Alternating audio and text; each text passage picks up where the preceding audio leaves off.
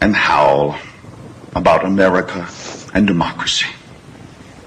There is no America. There is no democracy. We no longer live in a world of nations and ideologies. The world is a college of corporations, inexorably determined by the immutable bylaws of business. The world is a business. And I have chosen you to preach this evangel. For all my free market healthcare robbing, stock stealing, retirement fund fucking with niggas. Fuck you little credit card scamming, jewelry stealing, crack selling, liquor store robbing motherfuckers. Shout to the homies, Carnegie, OG, Willie Randolph Hearst, Baruch, Rockefeller, the real Rockefeller, my main bitch Leona, pour out a little Louis XIII, Scott Rothstein, Jack Abramoff, hold your head, my real top niggas, let's get this money. I spend my day prepping America overseas, pension for the workers, nigga please, embezzlement, etiquette, private settlement, I'm better with Confederate rhetoric from my mansion in Connecticut, foreclosure big holes at the tenement, I twist words like a speech impediment, I hope you got good credit bitch, if not better get a new job with benefits, while I play golf with niggas and get cheddar with, new money buys brand new carrots, my old money bunch of great grandparents, you got grills in your mouth, I ain't mad at ya, I own every gold mine in South Africa. Thanks, baby, you made me $1 billion. Plus, I own a building for each one of my children's children. And we are live. Welcome to UCY Radio. This program, Voice of Rebellion Radio. It is 9 o'clock p.m. Eastern Time. It is 6 out on the West Coast. Just for the hell of it, it's 2 o'clock in London. It's 6 in Moscow. You know, it's like I feel like as we got more legit as a radio host, I should almost have like kind of a legit radio studio or something you would see in a newsroom. Have like all the different clocks from the different cities and then actually have like a banner that says Voice of Rebellion Radio. It's like, but it's like that's not the important stuff. It's getting our message out. And this is Chris J. And we have Al Schwartz in the studio. And I just let a caller in. I'm not sure if it's Pedro or not. Is this Pedro? Pedro, can you hear me? It's a 727 number, Pinellas County. Pedro? It's got to be Pedro. Who else would be calling from Pinellas County? Pedro. I can't. Can you check if it's the same number? Hold on. It looks. Let me see if he's in the call. It is Pedro's number. It is Pedro's number, but there's apparently he can't respond for some reason. I don't know what's exactly the deal. Pedro just dropped off. I guess it looks like, and all right, he's gonna have to try to call back in again. Yeah, so I don't know exactly what's the deal with that. All right, go ahead, Chris. Well, we are interviewing a rapper. Revolutionary rapper. This is I guess you could call this almost sort of a Bay Area show because all three of the people that'll be in this tonight's show are from the Bay Area, and we have Pedro is from my side of the bridge over down here in good old Florida. He's in St. Petersburg, and Al lives on the other side of the bridge. Is that you? Tampa. Hey, what's up, man? Pedro, how you doing? Welcome to the program, comrade. How's it going? I'm doing great, man. Thanks for having me on the show. I heard you recently had a concert. You've been super busy, right? Because ever since we came back from Philly like a month ago, I haven't got to see you. You've been busy doing a lot of stuff, right? Yeah, I try to stay busy as often as I can, man. So, yeah, I've been busy. I've been doing a few shows since I've got back from Philly. I've done several shows, actually. I just did a show last weekend opening for the Whalers and Everlast and Tonic and Saliva and stuff like that. So, yeah, I like to keep busy when I can.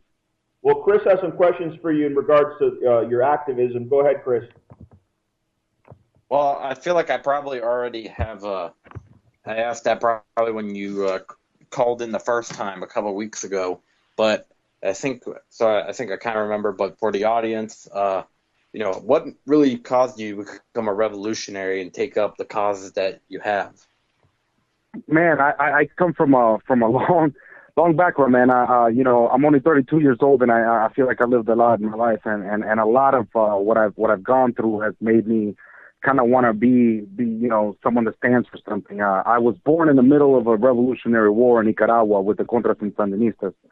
Now I myself, I'm adopted, so I actually I came from where both sides of my families were actually on opposite sides of the war. So I had both of my fathers that I actually grew up with. Fighting. One was a Sandinista by choice, and one was a Contra by force. So I got to see what happened, as a result of the war, as a result of the revolution, and I got to meet a lot of revolutionary spirits, and I got to see what it's like to kind of go through that struggle. I had to emigrate from Nicaragua when I was a very young kid, and went through a really rough struggle to get to the land of the free, as they called it, and the entire time that I've grown up as a conscious person in this land of the free, as they call it, I've been wanting to achieve that. I got here, now I want to achieve the whole land of the free thing. You know what I mean? And live it. So I feel like I didn't risk my life for nothing, and so I've been trying to stand up for causes that allow us to not just imagine, but to try to realize these dreams of this land of the free. Let me interject real quick, because remember, the other part of that's home of the brave. And when I lived in Europe, the typical question was, why are Americans so passive? Like, if the system is so unfair in America, why don't you rebel? Why don't you go on strike like we do here in Europe? And I always try to answer that question. And my assessment, which I believe all of us agree on, is that number one, Americans are fearful of their government. Number two, they're too complacent to do anything about it. So, it's not a question of ignorance so much, right? We're in the information age. It's on us, the media, to make the masses feel inspired through activism to act on what most of them already know, that the system's unfair, therefore the system must be replaced, right?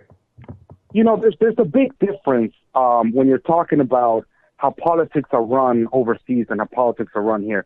I lived in Europe for a while. I actually went to University of Vigo in Spain around the same time that 9/11 happened, and I saw what people that sided with Aznar at the time, and Aznar was siding with Bush, and then the people that were against Aznar, which was the majority of the population of Spain, and how against the war they were, and how against they were Aznar taking the power. The difference I saw was not the people that were, whether they cared less or knew more or anything like that.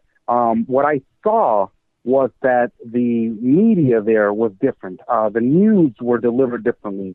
There was no rose-colored glasses. You could literally put on news from Germany. You could put on the news from Iran. You could put on the news from the U.S. You could put on the news from England, and it was almost like uninterrupted news streaming. It wasn't as fabricated as it is here. The media here has a lot to do with how we portray America, and I don't think a lot of people are as scared as they are either numbed down, pacified, or held ignorant by the breaking news. The Kardashian sister had a baby. You know what I mean? It's like they're doing a broadcast on the death of Mike Brown, and all of a sudden CNN breaking news: Kim Kardashian just had a baby. It's like, is that really important? Like, come on, guys. It's media misdirection. It's distraction. There are obvious issues at hand here, and this country, being, or at least claiming to be, the most powerful nation in the world, they have to distract the population from matters that are going on in order for them to operate business as usual.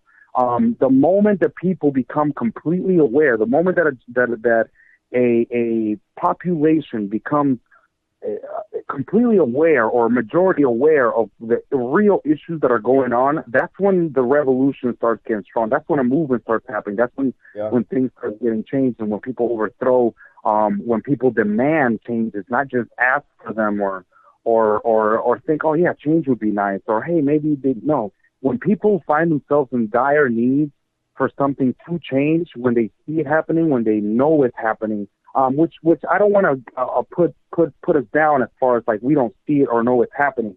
I think that our greatest social consciousness is starting to be raised or at least maybe I'm just hoping it is, but I see it around me, and I see more young individuals getting involved in a cause, and I see a lot of people that are even the elder generation, 50 and above generation, that are looking down like, you know what, things haven't been going as great as we've been led to believe that things have been going. Maybe this presidency hasn't been what it was promised. Maybe that president didn't do what we believe he did. Maybe things have been like this for a long time, and maybe we need to join this younger generation of open-minded people and start opening our minds to what is actually going on and how can I be a factor of change. And I think that's an important thing that we need to acknowledge, that it is starting to trickle down, throughout the population. But we're so dumbed down by media and television and radio that it's going to take a larger conscientious effort to get us there. Well, that's what I wanted to ask you about the youth in particular. We're both in our early 30s. Chris is a little younger, but I think it's important. People like, teenagers and into your 30s, young people, they're really the vanguard of the movement. That's what I talked about in my third book, which I hope you get a chance to see, Pedro. Chris has read it already. The vanguard is essential, and we saw that in Philly, right, Pedro? You had a lot of young people in the march, and old people, but, young people that were, 16, 17 years old that were out on the front lines. And, that's why I started first getting involved in activism when I was 17. And I think it's essential that the youth lead that radical movement towards transformational change, right? Absolutely. It's essential. And this is one of the reasons that I devote myself to what I do. I'm a high school teacher, actually. And I try to get them in one of the crucial, times of their life, because they are the most important factor in this. Because when we can hold the revolution strong, we can start it. We can start a movement. We can walk. We can march. We can stand. We can make the bands. We can fight. We can make music. We can do these things. But we need people to take that from us. And we need them to be properly trained for when it comes to for us to pass the torch. And hopefully we're passing the torch to a generation that has it either slightly better or is better equipped to fight the fight. You know what I mean? And they need to get it from some strong leadership. And it's been a long time of people getting to a point in time where it's too late to pass it down because it's gotten so corrupt that it needs to be us passing it down to people that are still open-minded enough to not see the corruption, or to see past the corruption, I should say. Well, let me ask you this, Pedro. Are you aware of what's going on in Greece lately? In what? In Greece. In Greece? Yeah. I'm aware a little bit. I understand what's going on, their economic crisis. I understand what's going on, a little bit of the politics, but what in particular? Well, I don't know if you read my article about it, but what I insist is that Cyprus is not a traitor, okay? Because there's a lot of people coming out now, conspiracy theorists, not realists like us, conspiracy theorists that are saying that Cyprus all along wanted the negotiations to fail, this and that. So I'm being fair when I'm critical of Syriza's leadership, okay? Because there are a lot of radicals in Syriza that still in the parliament refuse to go along with Cyprus' proposal, which was in effect a betrayal, but he himself is not a traitor. He gave in to pressure. He didn't want to have to do this.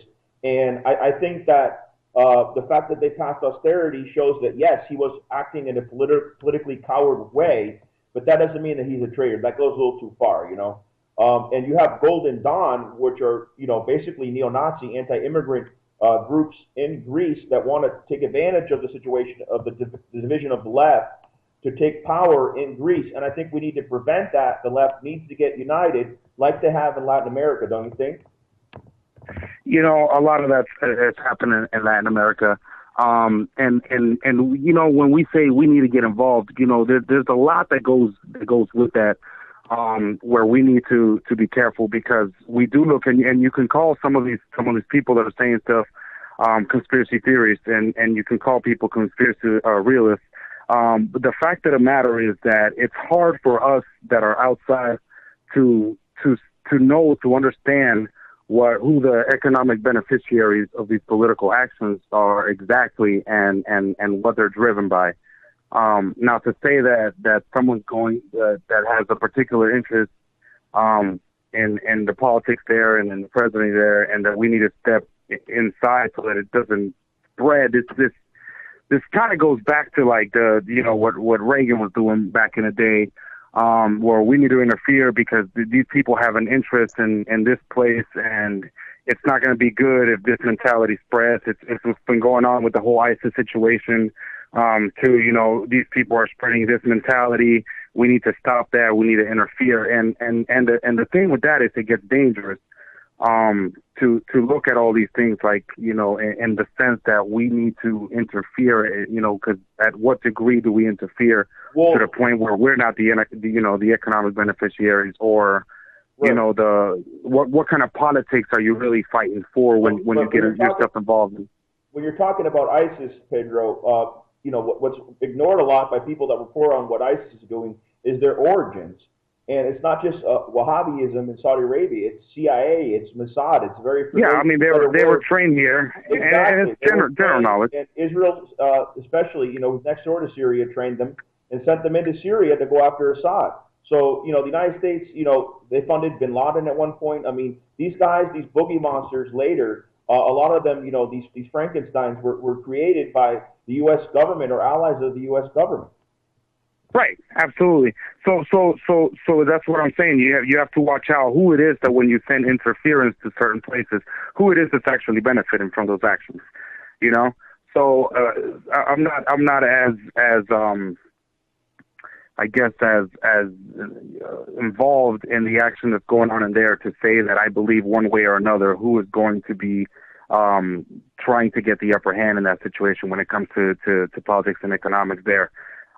So I mean, I don't know. I can't call it one way or the other. There's ulterior motives behind these acts, these so-called humanitarian interventions. If you look at the history of Ottoman Syria, for example, the British said they wanted to do a humanitarian intervention to protect the Christians there, and it's the same justification the U.S. and NATO did to invade Libya. Now we see Libya today in complete chaos, and it's really inspiring to me to see artists like you from all over the world. Palestinian, Libyan, Syrian. There's artists now emerging in the rap world and hip hop world. They're coming out and through their lyrics. People like Low Key, like Immortal Technique, who we met in Philly. They're coming out through their lyrics now and poetically expressing the political activism that we believe in. And I think that's a good way for the youth to get involved and attracted to the cause. Absolutely, and music is not just one of the easiest avenues to be able to do that. Why? Because it's felt. You don't have to actually invest too much in music for you to feel what it's getting to you, and then you can listen to it and read the message and hear the message. I like to share that I was I've been very inspired by a lot of these artists, but I was very, very inspired about, when was this, 2000 and I can't remember, maybe 9, so maybe 5 or 6 years ago. I did a TED Talk for TEDx Tampa Bay, and at that TED Talk was a band that was from Afghanistan. Uh-huh. And I can't, name the band, but when they came up, we all had to turn off our cell phones. We had to turn off all cameras. We had to turn off every single device. And we were explained that when they got on, that these group, they escaped from Afghanistan. They were literally practicing in underground caves in Afghanistan.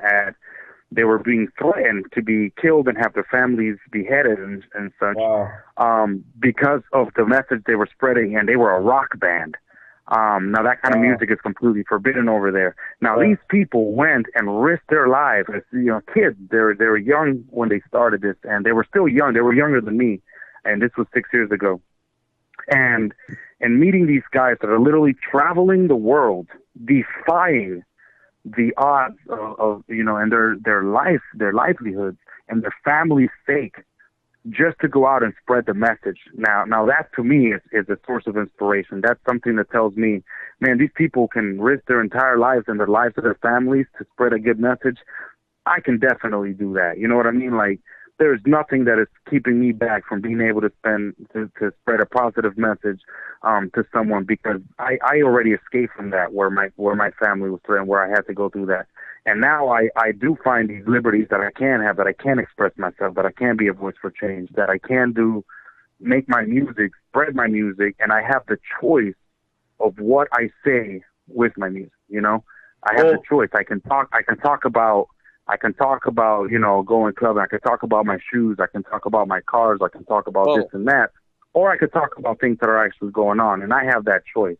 And Pedro, so it's like I can kind of relate on the, you know, on the part about, you know, that freedom you get when you're, you know, making music, because it's like I haven't really talked about it too much on the radio, but at one point, and I don't associate with these people anymore because of stuff that's went down, but I was kind of in I was in a metal band, sort of. I didn't really, you know, play too much instruments, but I contributed with songwriting. And I remember the lyrics I was writing, you know, it's like I already was awakened, you know, at that point. And it was around the same time that the United States was threatening to invade Syria. So there was a lot of stuff, you know, lyrics about war. And, you know, you can just make such powerful messages out of, you know, lyrics, and you get to tinker with it. And then you get to, you know, it's really something, you know, to think of, you know, a few lyrics, you know, a few words come together in your mind, and you start playing with stuff on the paper, you know, and then all of a sudden you have a song wrote, and it's a pretty powerful thing. So it's like, I know where you're from when, you know, talk about the freedom that music gives you to express yourself.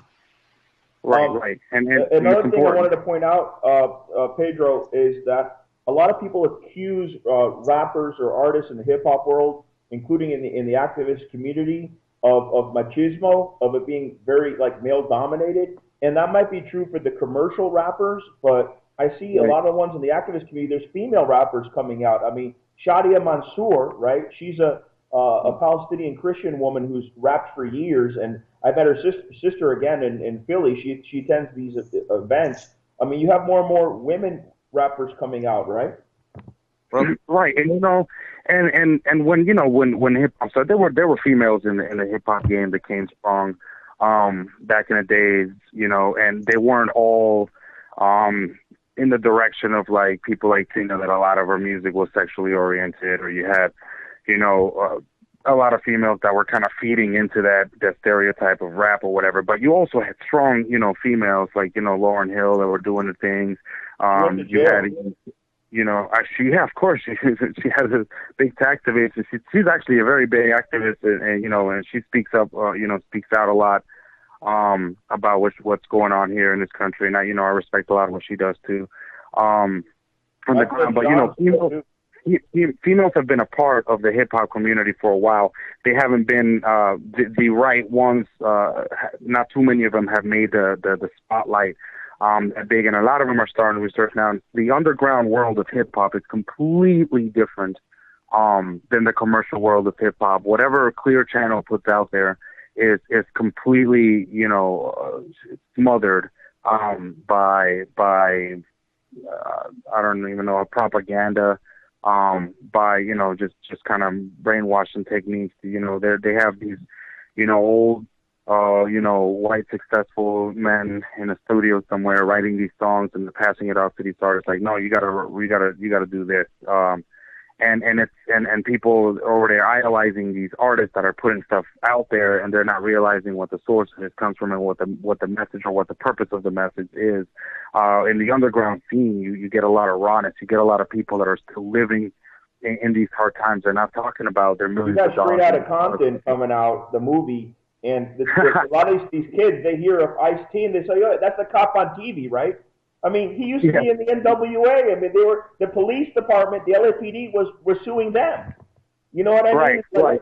They don't know the history. Like, it's great we have young people like Chris who know about this, but unfortunately, he's the exception because they don't know the history of rap actually being against police brutality, being in favor of the LA riots, and all these things from the early '90s. Absolutely, and you know what? People look down at records like that, man. Straight Outta Compton. They look down at people like Eazy-E, and his lyrics were offensive, and they were this. And I was like, you know what? He was a victim of a reality that you do not comprehend. And now hip hop originated as our folklore, and there's a folklore in any kind of civilization. They always have their folk music. And this is leading back from ancient drums in Africa and tribes and stuff like that. Tupac's mother was pregnant with him in jail. She was a Black Panther activist who came from the Shakurs, a very prominent, Asada Shakur's in hiding in Cuba. She's a big-time activist. A lot of these first hip-hop artists that came out, they had very strong political links to Black Panthers, to, police brutality. So that's what it was before. And now it's been commercialized and corrupted by capitalism. But you still have rappers out there keeping up the cause. It's funny that you mentioned those two words in the same thing, or those two things, Tupac Shakur and commercialism, because it's funny, Tupac came from that, and when in interviews he would say, no, I wasn't the guy dealing on the corner, I wasn't in gangs, but I was around it, and I was enough for me to be able to voice what I saw, the reality that I saw. But at the same time, Tupac was one of the first commercial rappers. He was one of the people, because he turned his game around. And kind of fed into the process, and then kind of switched his game around again and focused against the crowd. He was very young, and Suge Knight was a very bad influence over Tupac. Took full advantage of the situation in New York with the shooting, bailed him out of jail, and tried to sell him out. You have guys like that, capitalists like Suge Knight, they're complete opportunists, unfortunately, and they take genius from these rappers and try to corrupt them, So this is gonna keep happening, and what we need to learn, we need to learn from the past, and Tupac, he switched back around, and I believe that's most likely what got him killed. Right. He started voicing his actual voice again, and the thing is, we can't be afraid of that. And I think that if you're gonna be an activist artist, you're always kind of looking at it like you're gonna be on that front line. You know what I'm saying? You're going to put yourself out there. And I say stuff sometimes that when people are looking at me like, what do you think people are going to think about that? And I'm like, people are thinking about that? Then I achieved what I wanted. Right. You know what I'm saying? So I'm not too concerned with what, who's going to be looking at me. And I know people that have been blacklisted because of their acquaintances, or because they mentioned stuff about the Bilderberg Group, or because, this and that. And so, it happens, but I'm not going to be concerned about that when I'm writing about something, when I'm voicing, because... Well, what's the big deal over the N-word? Like, what's going on with that? With the what? The N-word. The N-word? Yeah, there's a big debate now of whether it should be used or not. What's your take on that? My take on that's very different, man. I can see it from both sides. I come from one of those people that's my part of my vernacular. Now, of course, I live over here, and I teach I teach high school, and it's not something that I'm going around like talking to my kids like this. But at the same time, when I go back to DC and I'm in the hood with my boys, that's how I talk. You know what I mean? It's part of my vernacular. It's part of I don't know, just the lingo that I grew up speaking. So to me, I don't see it as people that use it where I come from. It's not like an offensive thing. It never meant anything derogatory. But at the same time, it was only amongst us. It didn't mean anything derogatory. Some white kids strolled into our neighborhood and used it, and all of a sudden it was a bad word. So I always saw the hypocrisy in that word and the root of that word. But at the same time, it was so rooted in me that I never saw it as a negative thing. You know what I mean? So, it's been debated on right now. And, you have people like Immortal Technique that, very freely, uses it. But he's grew up in a similar place than me, or at a couple hours up the road in New York. You know what I mean? He's part black himself. Yeah, he's half black himself. But it's not a matter of are you half black, and if that does that make it any better? Because the whole debate right now is that they shouldn't be using it either. You know what I mean? It's one of those things that why are you putting your people down? But it's like they're not using it to put their people down. You know what I'm saying? It's a touchy subject that I don't really feel strongly about that debate. I feel like there's you got to pick your battles sometimes, and there's way bigger battles to fight than to say, should I be using the N-word or not in my album? I have songs where I use it. I would say 99% of my songs I don't. But I do because it is how I speak, and I'm not one to hide who I am or how I am when I write my music. So it's one of those things that if it comes out in a song and it's part of my lyrics, I'm going to leave it in. Now, there's people like Eminem, of course, who's white and who has said, I will never use the N-word in an album, blah, blah, blah. That's his thing. That's his personal choice. Probably because he'll get, prosecuted in the streets or something, he's afraid of that. But am I going to care strongly either way whether a rapper uses this in his album? No. Do I notice when it gets overused, when you can't think of a better word and you just rhyme a nigga with niggas? Yeah, I'm going to notice it then. I'm going to say, yo, you got lack of intelligence, fine at the stores, dude. You know what I mean? So it's one thing to overuse the word. It's one thing to use it when it has a particular place in the structure of your writing. So to me, it's just another word in your lexicon, If you feel that you're entitled or welcome to use it, then and you're not going to get prosecuted from it from the people, the audience that you're trying to reach, or the people that are paying attention to you, then go ahead, man. And no one's gonna. I mean, you're talking about a beat down, bro. I mean, you sell up the wrong crowd, you're gonna get beat down. That's just given. I mean, you say it to the wrong crowd, you might get beat up, man. I go places. I know when I'm speaking. People know when I'm speaking for real or when I'm not. So it's not like I'm going into some hood and trying to assimilate, man. When I walk into the hood, I'm from the hood, so it's like, I'm not trying to assimilate. I'm not using a word that I don't feel comfortable with, and people are going to feed off of that real quick. Now, the wrong person goes into the wrong neighborhood, of course, anytime. You get shot for wearing the wrong colors before you even open your mouth. So it's not like, it's not like it's something that you can literally just. Well, look at the young lords. Chris has a question for you. And I'm just gonna make this quick comment before he gets into it. Look at the history of the young lords. The Puerto Rican independence movement. They started out as a gang. I mean, there has been some gangs here or there that have gotten involved in political activism and been productive, and there has been like truces called between Bloods and Crips to protest together against police brutality. And I think things like that are inspirational. I'm against violence, but certainly I'm for people defending themselves. So from the gangs, they can empower themselves to get involved in activism instead of shooting each other and being divided, right?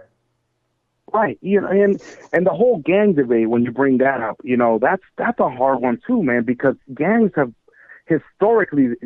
this country have been based off of political activism. I mean, when the Black Panther was broken up, that's when you got the Crips happening. That became one of the largest, fastest growing, most recognized, and most brutal gangs in history too. You got the Bloods coming from opposing side of that. You have a lot of politically charged people that are going in, and a lot of what came from these gangs was protection, and people needed to feel safe in their neighborhoods because cops weren't keeping them safe. The law wasn't on their side. So these people actually literally started building perimeters where they said, this is our territory. You are not going to mess with us. And we are going to defend our own and at any means necessary. So you had a lot of these gangs that were emerging that were very politically based, that were the outskirts. So they were the people that were getting ostracized. They were the people that were getting, persecuted. So a lot of these gangs do have, roots in political activism. A lot of them stemming from Black Panther, stuff like that. Now, you look at the Black Panthers who were around at the same time as Martin Luther King, and you're talking about violence versus nonviolence, where there were moments with Malcolm X, there were moments where Martin Luther King, not necessarily was in favor of, but could see eye to eye with some of the means that were being used. And because in conjunction with what he was doing, he would see, well, this didn't work here. I could see that why was towards the end, and that's part of the reason why he was taken out as well, because he was becoming more militant. Chris, you had a question for Pedro? Absolutely. They don't want, the only person that they were allowing to be this was because he was so pacifist, and when he started getting militant, of course, that's when you get taken out. Because you were the person that they were counting on to keep the people pacified, while you were leading the movement. And of course, the moment you start realizing maybe not just we don't need to abandon this method, but we need to maybe combine it with other things. And that's not what the powers that be wanted to see happen. But when we talk about these people that were doing very activist, militant things, they're also doing amazing things for their communities, And you saw the reconstruction of the like the Black Panther movement happened around like the time of Katrina, for example, how they came together and got, basically got the whole city together, you know what I mean, to rebuild and create something positive and stop the, violence. That, it's something powerful that, these people that you look at in certain light can still be so positive at the same time. Chris, you had a comment or a question for Pedro? Yeah, I wanted to go back to the thing where you're saying that, it's like you said about the Bloods and Crips and, how there might be some politically charged, activist types in these gangs. The only thing I see a very big hypocrisy when it comes to these gangs if they ever, come out and when they come out and start doing stuff that's supposed to be revolutionary, because they've done one of the government's biggest pieces of their agenda for over 30 years, probably going back all the way back to the times of Edgar Hoover. And in fact, it was the same people that were in the Bloods and Crips, or another big giant gang in this country. I think it's the Black. It's like the Revolutionary Black Guerrilla or something like that. The Black Guerrilla, movement. And then all these people that split off and they caused they broke the unity inside the Black Panther Party. These people were put in there by COINTELPRO. Well, so was the drugs, right? So was the crack. And that's what I was the government going to get brought that in. Is that they also are the main peddlers of inside the United States of crack cocaine, right? Yeah. Which major whistleblower revealed back in the 80s that's been the government MO. They were bringing into the LA hood. So it's like, and that's where I can't agree with that. Gangs can be, maybe at times I really don't even think at times we can ally ourselves with, just gangs like that, because they are the reason why the Black Panther Party fell apart, why the Black Revolution movement fell apart in this country, and why the most powerful revolutionary movement that's ever existed in this country was broken up by people like that run the Bloods, the Crips, and these other gangs. Let me give you an example. When I was in New York and the NYPD came to start breaking heads, of occupiers, what they did was they went after a little girl on a bicycle. She was 16 years old. They opened up her blouse. They beat her up. Cicely, who we interviewed, Chris, was beaten into a seizure and then charged with assaulting an officer. Here's a white girl. She was like 21 at the time. And I was there when this was going on. But when the cops came around to women and men that were Latin Kings, okay, that were gang members that were showing their support to Occupy, they didn't even go near them because they knew that they would fight back. They only went after vulnerable young women and used that to try to provoke us. But when they saw tough kids that were gang affiliates that were authentically there to support us, not to infiltrate us, the cops stayed away from them because they knew they would fight back. So people that are willing to fight back physically, a lot of times cops respect that. Right, Pedro? Oh yeah, absolutely. There are neighborhoods in DC that cops will never go to. Where I was growing up, and this, I grew up around MS-13. I grew up around Latin Kings. I grew up around, I had really, really good friends that were Crips, and, I had some that were Bloods. I never belonged to any of these people. I just it was good to know both, all sides and get to know their story and get to know what they were all about.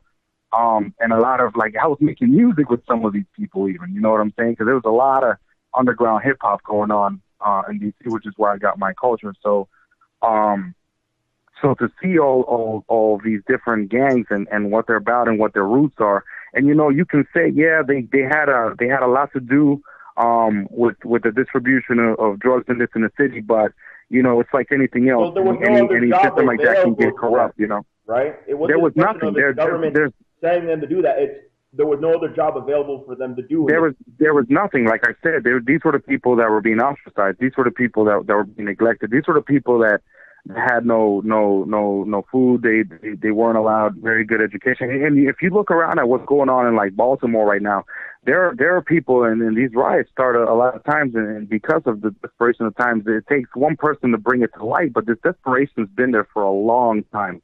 It wasn't Freddie Gray that brought desperation to Baltimore. Desperation's been in Baltimore for years and decades. It's just that the world view wasn't on them. No one cares until someone makes a statement and says, "Look at me, look at us." Look at our situation. Look what we're going through. This is why when you brought up earlier what Walker Compton, what NWA was doing, they were bringing to light a neglected people, a situation that wasn't being discussed in the worldview. It wasn't part of the conversation. Now, when musicians bring this to light, when poets, when writers, when activists, when someone brings this to light, and you get the world's attention, then you made a statement. Then you created at least a step for change for posterity, and it doesn't always lead anywhere. And you got to keep getting the attention sometimes drawn to you. But these places, where these gangs were started, they had nothing.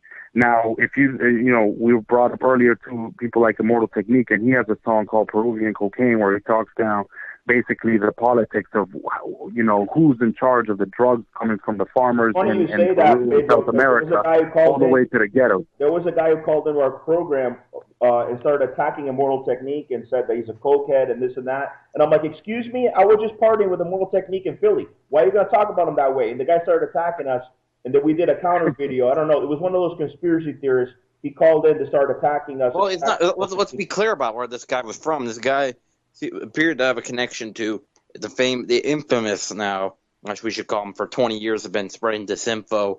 And I just want to make a little short rant about them right now, because his InfoWars is now, it's like almost like they've got back that, because they know that we're super pro-Venezuelan, that right now I see Alex Jones is going hard against Venezuela. He's trying to say that people are getting arrested for Twitter posts, and he's trying to say all the shit that Venezuela. He tries to paint Venezuela as like one of the most oppressive countries on the planet. I mean, this is what Alex. He doesn't talk about Israel whatsoever. I'm not targeting this towards Jewish people, but this is my name for him. Alex Kosher Jones is now his name. Why do you say that? Because he won't talk about Israel. He won't even talk about it. Yeah. I mean, silence says a lot as well. You can say the same thing about Bernie Sanders and his stance on Israel. But I wanted to mention to you, Pedro, when we stopped in Baltimore on the way back to Florida, we were a few blocks down from where they shot that kid. It was a really poor community, and people don't talk about that. They don't talk about social class. They don't talk about poverty, let alone racism. And artists really can shine a light on these issues and get people not only aware but inspired to do something about it. Not only can we, I believe it is our obligation to. It's not everyone that gets the opportunity to get on a stage and affect people. Not just be seen, not just be heard, but actually affect people. Now what you choose to do with that, that's on you. But the power that lies within that choice, it's something that should not be taken for granted. Now, a lot of artists do. A lot of artists take it granted. They go up there, they in there for them, they in there for, I'm going to do whatever makes me the money. I'm going to do whatever gets me the fame. I'm going to do whatever gets me abroad. I'm going to do whatever, blah, blah, blah. Do whatever I got to do to sell.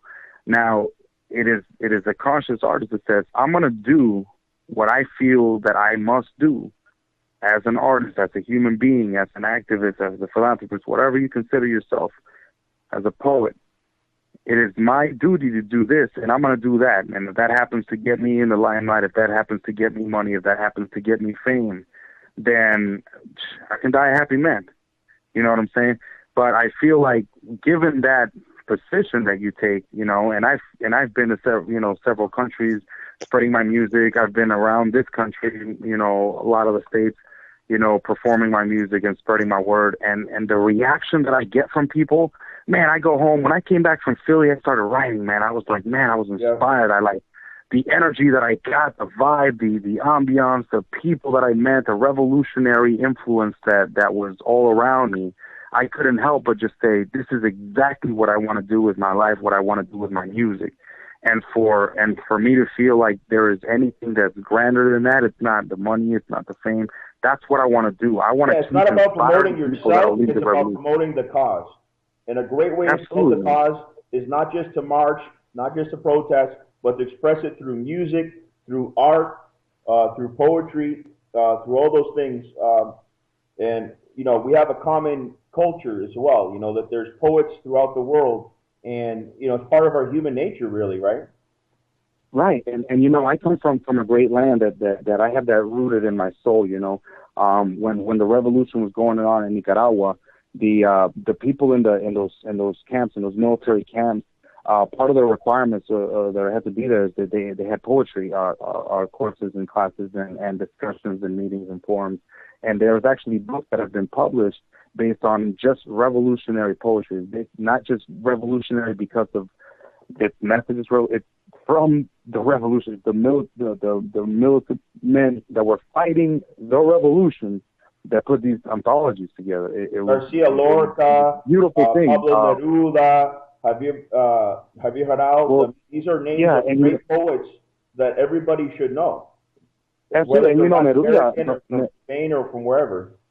Yeah, and Neruda's known as this. Oh, he's a love poet. What is he know? Are you kidding me? Neruda was an ambassador for Chile, and he went around the world, and he has a place in Spain that is that named after. He still has an office up there. He traveled the world being an ambassador for his nation, for his country, for their beliefs, for their political system. Poets historically in Latin America have had a lot of power when it comes to politics and stuff like that. Yeah, who else better to represent you than someone that can eloquently present you to the rest of the world? Right. Through words. So it's something that this culture lacks. We look so high at businessmen. We elect people that have run businesses to run countries. Because of the mindset here, the mind frame. Other countries elect artists and poets and stuff like that. And even some sports athletes that were exemplary human beings. Alexis Arguello, to name one, that was one of the greatest boxing legends of all time, who was the mayor of Managua, the capital of Nicaragua. Until he started becoming too much of a powerful force, and then he was executed, and then that was deemed a suicide. But everyone there, we knew what's going on, man. When people that are very highly respected by the people get elected into government offices, and then they start speaking out against those government officials, then they have to make an example, and that's what was going to happen. Zelaya? We met people from Honduras and Philly. I mean, what happened with Zelaya? That was the first coup that Obama backed, and then later he backed the one against Lugo in Paraguay. But for people to say, well, Obama's this progressive president, that he's not imperialistic, that's bullshit. He's going to back coups like any other U.S. president from either of the two parties. Oh yeah, well, and it's a very, very, very kind of sneaky thing to be seen in one light and in the shadows be doing something that no one's aware of. And this is where media misdirection comes in. This is where we don't see what's going on and what these presidents are doing and how active they are in these other countries because we're distracted with other things. And it's been happening for a long time. And, if you look at, other presidents, like, you can look at even Clinton, who everyone, unless you're a Republican and just hate Democrats, Clinton did an amazing job running this country. But at the same time, he was bombing people left and right. The day that Columbine happened, he was bombing people left and right. He dropped like 5 bombs that same day. But the whole country is mourning over. Right there is that Clinton did not do a good job domestically either. You talk about he taxed the rich more than Obama. And that I give him credit. But people in Waco. Yeah, made a lot of mistakes. And those there were women and children in Waco that got burnt alive in that building. At the order of the federal government. Right. Well, what I was saying is in the public eye. That's what I was saying. In the public eye, Bill Clinton was seen in one way. And then behind the lights, this is exactly my point. Behind the lights, people are doing some things in the shadow that we're not aware of. But in the limelight, you come off looking like a great person. Now you have people like under Clinton practically. That came about later on. So you only had the corporate media, which painted Clinton in a certain way. Now you have all types of alternative media that will paint the president in other ways and expose more of the truth. And that's one of the benefits of internet, ironically, started by Al Gore for the public to have internet instead of the military. But the internet has been a good thing. It's been a bad thing as well because there's a lot of lies on the internet. but there's always ways to get to the truth. Right. Well, one of the powerful things I think, or one of the reasons why I enjoy the fact that we have that option available is the fact that we're able to take things into our own hand, because we all know that the media is sensationalized. We all know that it's biased, and depending on what station you get a story, and depending on what right? But now we have media in our own hands. The Fox News, as Charles would say, the stupid ones. And they're gonna be stupid ones in every news station, but sometimes Fox likes to hire them by masses. But the thing is that we do have some power in our hand. You know, there's cameras everywhere, but they're controlled by government eyes or corporate eyes. So to be able to have cameras in every citizen's hands to say, this is my media, this is my story. I captured it. It does give us power, and of course I hate seeing this stupid freaking, world star hip hop bullshit that everyone's recording. Oh, let's watch, 40 black people get in a brawl and kill each other, and like put it in, and no one try to stop them. Let's just everyone record it and see how many hits we can get on World Star. That's a complete abuse and misuse of the power that we have in our hands. That's promoting ignorance and stuff like that. I don't agree with, but like you said, good things and bad things both come out of it. But I think that to be able to have the option or the power to say, I'm going to capture this bit of history and let the history books try to rewrite this when there's a million people capturing it from our pocketbooks. You know what I mean? It's a powerful thing. And if we start using it correctly, which, a lot of people are starting to get into it, you know what? We're legally allowed to record these police officers. Let's try to get them to the light, and now we just need people to start getting persecuted for crimes that regular civilians would start getting persecuted for. But that's a whole from the University of Cincinnati was fired and is now being prosecuted. The two cops that back him up are not going to be charged, but at least we got some justice on that. And I think in part that's because he wasn't a city cop. He was a cop that was hired by the college, so they have a little more leeway, right, when it comes. Yeah, and he's out right now and asking for his job back, and he got bailed out. Yeah.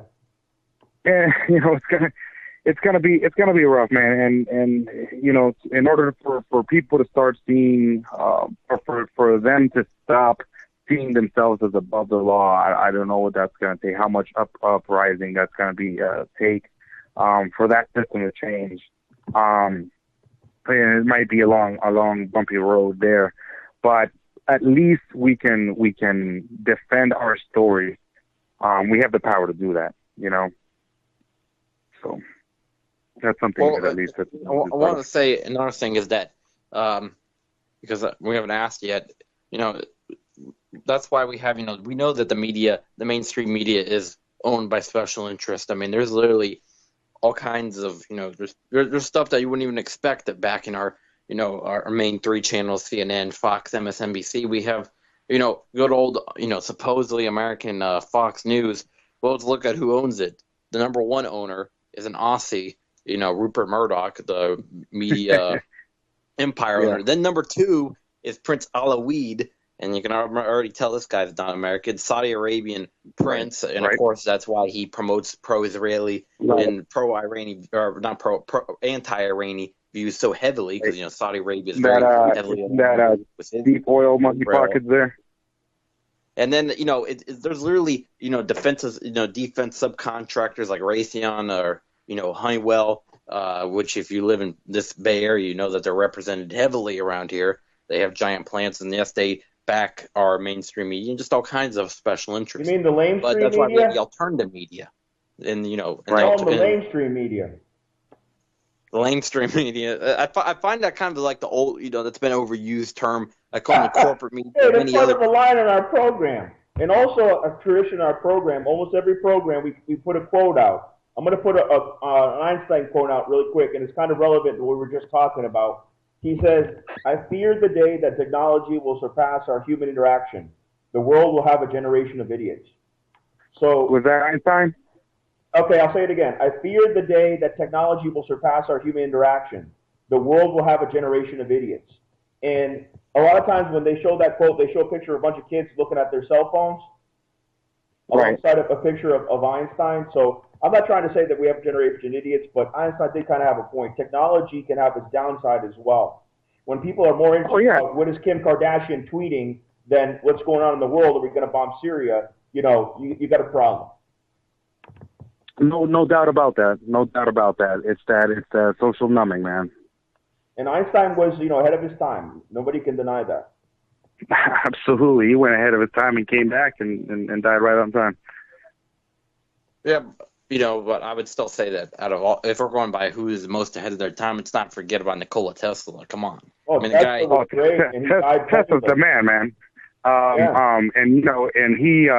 What was one of Tesla's quotes today? Because I do that quote by Einstein. One of Tesla's quotes I like. He said, "It doesn't." I'm going to paraphrase now. He says, "I'm not angry that my ideas were I'm not angry that my ideas were stolen from me.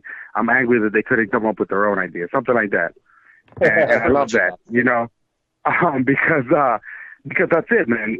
But people saw a threat in free energy. People saw a threat in the people being able to do this and without, what would Progress Energy be doing right now?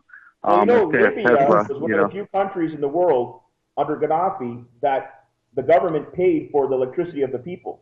So he was actually fulfilling what Tesla wanted, because Tesla never wanted the people to have to pay for electricity like from a private company, So that's socialism. When the government, when everybody has a house, where there's public health care, public university, and ideally where electricity is taken care of, you might have to pay for water or rent, but, ideally those basic things like, and there's, there are different plans around the world in effect that are kind of like that. There's places that have, and I've lived in places that have it, for example, that they say if you use under a certain kilowatt of energy, the government will pay this amount of it, and the percentage is range.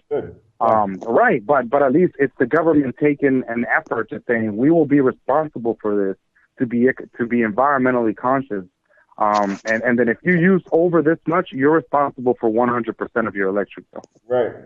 If you can afford to use that much, you can afford to pay that much. Now that's it's an interesting concept, At the forum that we went to, when I had the session with Code Pink, they were talking about how renewable energy, every company now has that as an option, or most companies, to have renewable energy in the house. And it used to be more expensive. Now it's about the same. So renewable energy, using tap water, because a lot of times bottled water is even worse, unless you're in Jacksonville. Because Jacksonville's got really bad public water, or Miami, because you got a lot of seep water in there. But you get my point. Try using more tap water, maybe use a filter. There's little things you can do here or there that can make a difference that'll better the environment. I myself am environmental club at my college, and you got to practice what you preach.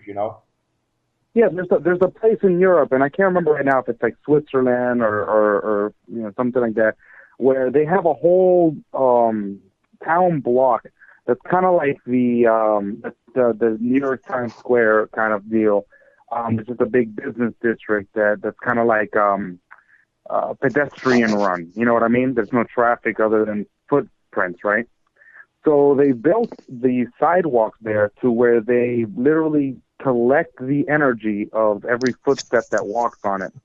So those huge buildings are actually powered by the foot traffic that goes through that block.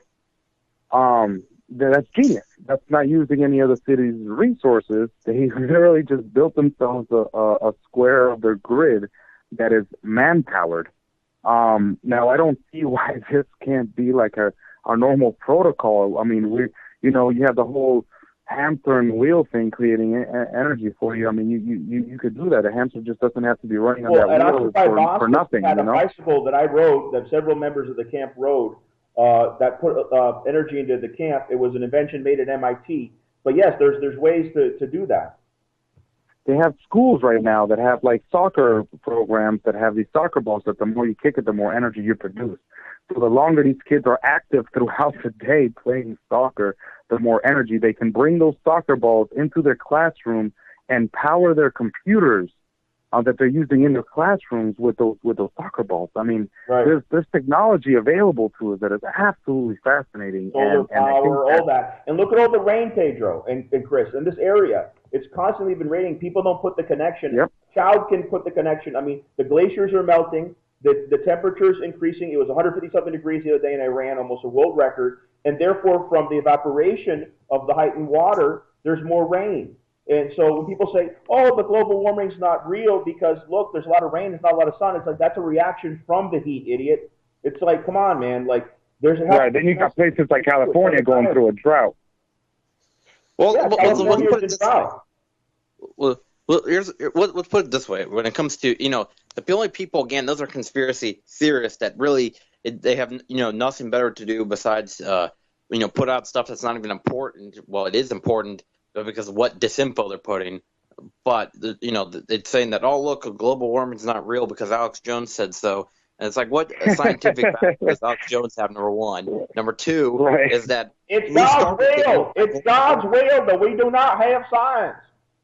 No, I can do no, Al, you, which is funny because Alex Jones just thought of that, but it's like I can do a better Alex Jones impression. I'm telling you, folks, the FBI has made up global warming because they're communists. I'm telling you, communists are out to take you. They're out to take you to a FEMA camp. And it's like I'll never go because I got my guns and I'm a good old Texan boy. Well, the FEMA camps are real, but Jones takes it to a whole nother level. You know what I mean? Yes, they could put dissenters in there, immigrants. That's a legitimate thing, and Jesse Ventura's been looking into that. But the way Jones takes it, I mean, to a whole other level. He's like, tomorrow we're all going to go to the FEMA camp. If he's such a prominent, again, is that he's so prominent, for one, and he just practices. It's not like he's in Mexico, at least where Jesse Ventura is, where he's out of the country. I mean, Alex Jones lives in the public life out in Texas, one of the most right-wing states. He doesn't hide whatsoever. He's on FM radio shows literally all across the country, including in Florida. You think that somebody was such a threat to the government media been shut down a long time ago? Right. Chris, you want to put the number out to the show in case anybody has a question for Pedro? Yeah, 718. I just gotta give you guys a warning. I'm gonna give you guys a little warning that I gotta get off in a little bit here. So if you got some people that want to call in, catch me in the next 5-10 minutes. I'm just gonna because I gotta get 10 to 15 things over here. Like one quick question, if they're able to call in. Go ahead, Chris.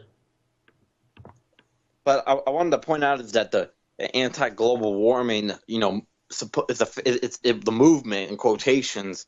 It was a thing started by the Koch brothers, back in the 70s and 80s, and they made these couple fake organizations, that people. Is like made it seem like it was grassroots organizations set up by people, but it was actually set up by Koch Industries.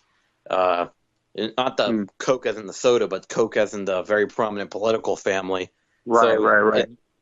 It was just so so corporations could pollute whatever they want and, never face any trouble because people think, hey, they're not doing anything wrong. There's no such thing as global warming, right? And, a lot of people still believe that actually to this day because of, those think tanks. And again, it's but it's actually out of all the, I'm going to say the number real quick, 718-717-8296. 718-717-8296. If you have one quick question for Pedro, you can call that number. But it's like, in a way, it's like, they have so many forces against us when they have think tanks that to influence the media, to influence the people. They have the media that so many people watch. I think they think too much. I mean that's a very common strategy, man. I mean when you had for example like when the movie Blood Diamonds came out. Yeah. And everyone's like, oh, we need to get away from the African diamond trade. And then here comes Beers, and they're like, hey, we're going to sell you all these European diamonds. Come get them in Switzerland. Come get them, and you have stuff like that going on. You got to realize they put this movie out so that people would think that only African diamonds are blood diamonds. They're all blood diamonds, but they're very well. From Africa. They're trying to pass it off as European. Yeah, and so I mean, they're it's an easy way to mask things, to put out something that seems counterproductive to your cause, but to mask it in such a way that it's actually creating and generating profit in your direction. So yeah, I mean it's a strategy that's that's still implemented today, and it's gonna keep happening. As soon as someone knows which way the curve is going to go, and this is the first law in business, is to anticipate that curve and to be on the top of it and ride the wave. And it's going to keep happening, and politics will always get treated, and not just politics, but environmental ethics, and when it comes to any kind of stuff like that, it's always going to be looked at as who's going to benefit, who's going to profit. You're on the air. Right, good evening, gentlemen. I hear you guys are discussing some global warming, and you're kind of like blaming people who don't believe in global warming as being like Koch brothers style Republicans or something like that. I find that to be a little disingenuous, and actually I'm not a Koch style Republican. I don't believe in what you would call the right wing way of thinking, and I think global warming is absolute bullshit, because there's really one thing that controls global warming, and that's that big hot thing in the sky called the sun. And global warming depends on how close to the sun we are. Some years we're much closer to the sun. Some years we're further away from the sun. Some years the sun is very active. Some years the sun is not as active. You don't think that's things are going to warming? And there is no amount. Let me address this. I'm sorry, sir. No amount of tax and no amount of driving without an air conditioner in my large Texas truck that's going to affect that. Okay, but you don't think things are getting worse? And the tax on global warming is just a method the orbit of the Earth around the sun is not, perfect, and that is true. That it's not like a perfect circle around the sun, or ovular actually would be. So sometimes it is true that the Earth is closer. It's not. Here's the thing, though: it's climate change, and it's caused by many different things. It's caused by corporation. Here's the thing: is that I agree on this stance to this end, is that the way that people like Al Gore have it, where regular people are somehow at fault compared to corporations that pollute 1,000, 10,000 times more. Gentlemen, this isn't really up for discussion. This is just basic science. If your planet, if you're going to acknowledge science, if you're going to acknowledge one science, you have to acknowledge. Hang on. Okay. Hang on for a second. If your planet is closer to the sun, your planet is warmer. If your planet is further away from the sun, your planet is colder. No matter what the insignificant life forces on this planet do, even if everybody drives a Chevy with a 350 with the air conditioner on and the windows down, it does not change the temperature of the planet. The temperature of the planet is controlled solely by the amount of energy coming off the sun and the distance to the sun. Can you give us any source on that so we can look it up after the program? Yeah, it's called the big hot thing in the sky, dude. I'm not familiar with that scientific reference, but I will tell you this: if you're going to acknowledge one science, you can't disacknowledge. Pedro, you can unacknowledge science. Sarcastic and rude. We have somebody else on the line, though. Okay. Go ahead, you're on the air. Hello, this is Twyla Flanagan. Hey, Twyla. How you doing? Welcome to the program. I've been looking to have you on the program for a long time, actually. Back when we were on Stay Bold, and the little introduction to Al and Pedro here is that I have had her on Facebook, friends for a while. I mean, we talk a lot about different that guy was from Texas, societal stuff, and she's an artist herself. So I thought that her calling in at some point tonight would be pretty cool to because of the topic of the show. So yeah, it's something very near and dear to my heart, because how society has us and polarizes us is that we are very self-centered, and we're thinking about our own cause, and our rights are confined to us. And so my vision with my art is looking to other people's perspectives. And right. we, if we're so busy and worried about our own back, nobody's watching our back. And so we lend our support to others. Right. So it becomes that. You have a question for Pedro Twyla from one artist to another? Twyla? Because basically, what we have, this culture or this whole system has created is like me, my rights. My rights are more important than those person's rights. Listen to me. But it's like, well, wait a minute. It's how about we be supportive to each other instead of really interfering and saying, well, hey, this is what you should do. It's like, no, you know what you need to do, and I support you. So, And that's one Twyla, of my visions about we things. appreciate your input as an artist, but did you have a particular question for Pedro? Well, I told Twyla to call in. It's like I told her that Pedro was on the show, but I didn't say she had to have a Oh, okay. question. So Just in she case, doesn't want Twyla, me to- Pedro's a rapper, activist out of St. Pete, Florida, and he accompanied me to Philly to a forum, and he's also counterculture as well. He's against selfishness, against polluting the environment. And in case you didn't hear, the caller called in earlier, was really rude. He was trying to deny climate change, saying that his scientific reference was the sun, which I think is idiotic, but I'm sure you agree. I mean, the environment, we have to also take responsibility for it, right? Yeah, we all have responsibility. And I think as people who are living in the Americas, it is really the most priority now is listening to the natives. And the natives are anybody who's native born anywhere from Canada to South America. Right. And they're the ones that need the most support now. And they need their voices to be heard. Because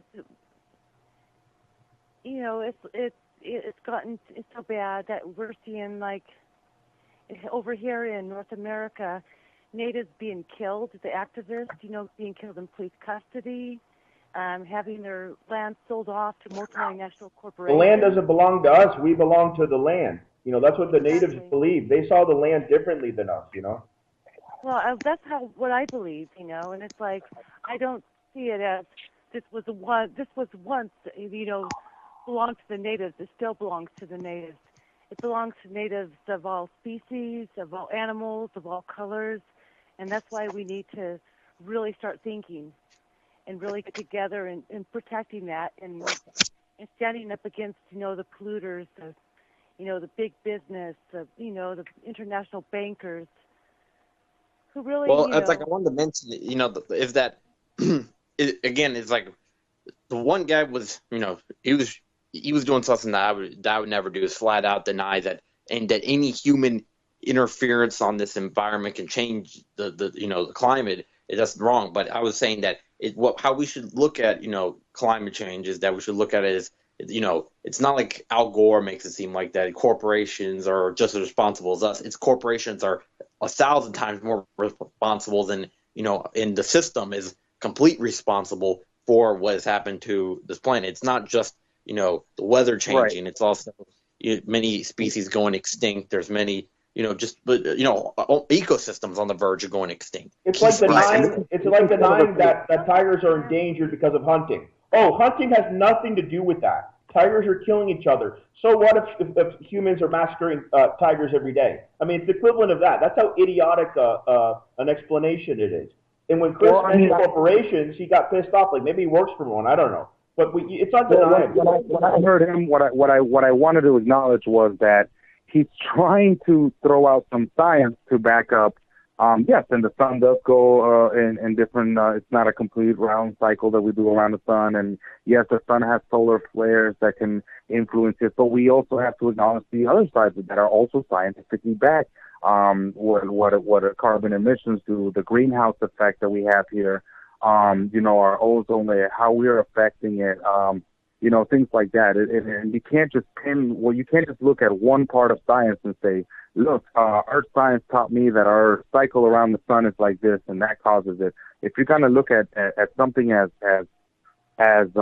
complex a system as our atmosphere is, that by some miraculous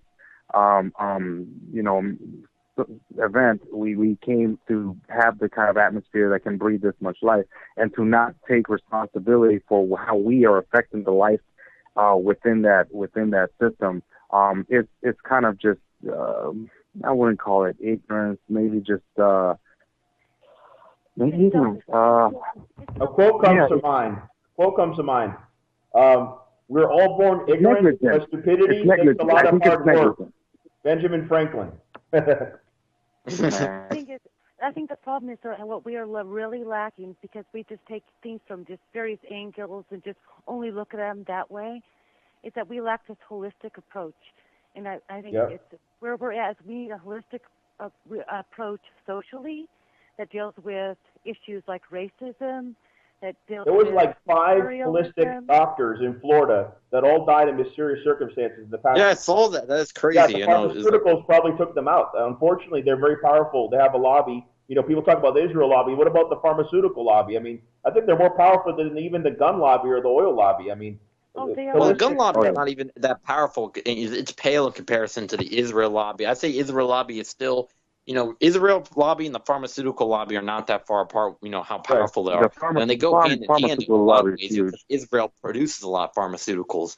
A lot of the, Well, Right. as long as I there's say that contact. ineffective of drugs that they give, you know, the cancer patients come from Israel, and it's like they don't give the ones that really could help cancer patients, which is, you know, the green thing that grows all over the planet that's illegal in a lot of countries. just say it, cannabis oil, right? Cannabis Yeah. oil is one of the, I don't know if it's a cure, but certainly kills off the cancer cells.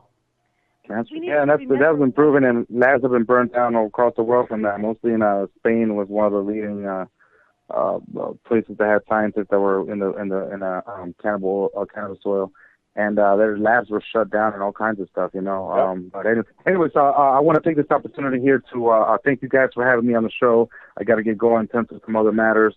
But if anybody wants to get a hold of me that's listening outside, you can always look up Pedro El Poeta. That's PedroElPoeta. If you put a .com to that, that's my website. If you put a Facebook / that, that's how you reach me there, or Twitter @that, or if you put at yahoo.com, that's my email if you want to reach me like that. But I appreciate Pedro everybody the that's poet. listening and paid attention. So It was nice to meet you. likewise, and hopefully I'll be hearing from you and any of the contributions of the people that are that are part of this movement towards the betterment of our. Thank you, Pedro, and I hope I can see you soon Gracias, and that you Pedro. can take a look at my book. Thank you guys. Gracias, Absolutely, Pedro. man. I'll be in touch with you guys. De nada, amigo. De nada. You guys have a great evening. You too. Ciao. Ciao. All right. Bye-bye. Well, we still have we have another. I mean, other artists now for the last. What is it with us in Texas, man? When we had our Blog Talk radio program, you had Bob from Texas. Now this guy calls in, and I said, okay, we want to give you the benefit of the doubt. Give us a scientific, to back up your scientific claim. Give us something to look up, and we'll give you the benefit of the doubt. He says, yeah, it's called the sun. What do you say? It's called the big thing in the sky. I mean, come on, man. We need a little more than that. Troll caller. I really think this guy might have been a troll caller. Huh? I think this guy might have been a troll caller. The guy from Texas that the only thing Yeah, he can justify the global warming is not being a real. right-winger, but he's being very clever about it. Okay. You know what I mean? Now, I want to leave with a point, right?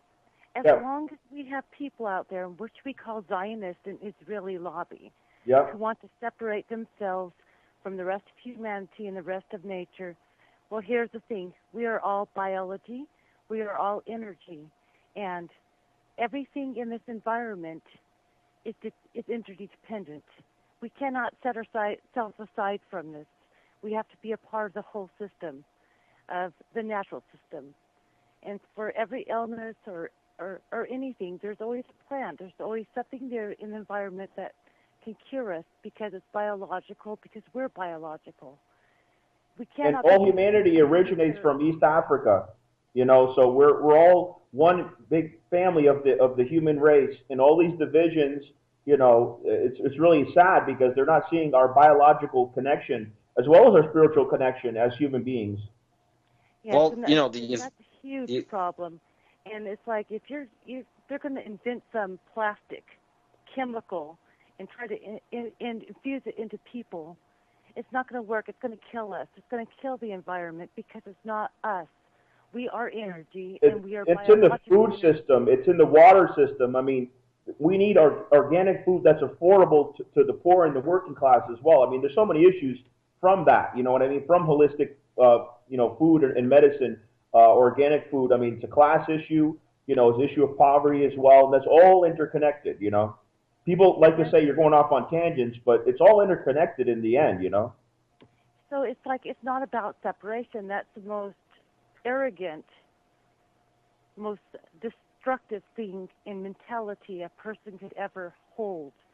It's about connectedness and understanding our connectedness and understanding what we are on a cellular level,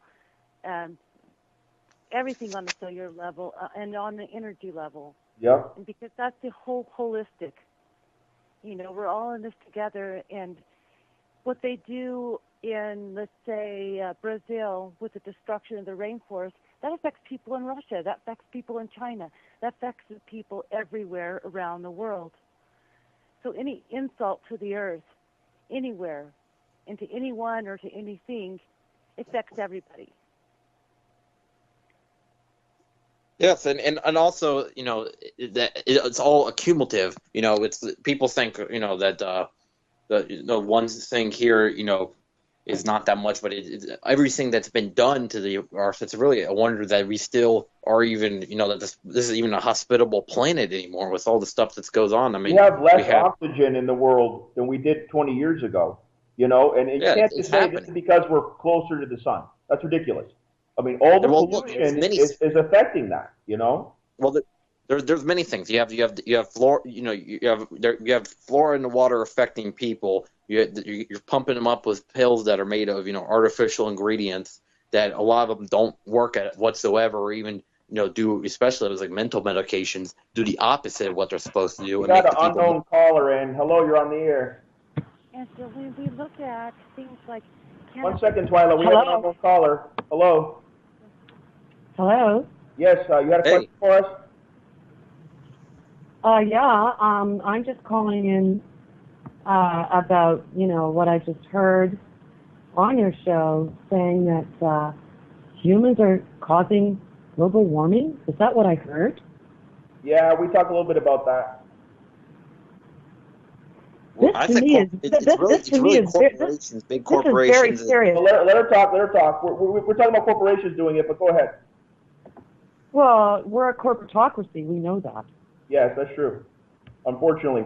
That is very true. I'm just shocked that you would fall for the big thing that Al Gore wants you to fall for. We're causing global warming. No, well, I agree that Al Gore wants to tax our air, and that's wrong. We shouldn't have our air taxed, right? I mean, I agree with you on that level. But besides Gore, I mean, we're just acknowledging that, yes, regular people are typically not at fault. That corporations are really at fault in the end because of all the pollution, you know what I mean? And that can cause climate change, not just global warming. That's not really the right term. Climate change. So when you have extreme rain as a result of all the water evaporating from the increased heat, you know what I mean? That we're talking about the connection with that. But here's what I wanted to state is that, you know, is that yes, people, it's what people do. It does put in effect, but it's not nearly what, you know, giant corporations. For example, just in our own area where we have good old Raytheon, you know, the missile producers and other, you know, stuff to go bomb countries for Israel. You know, that's what Raytheon does.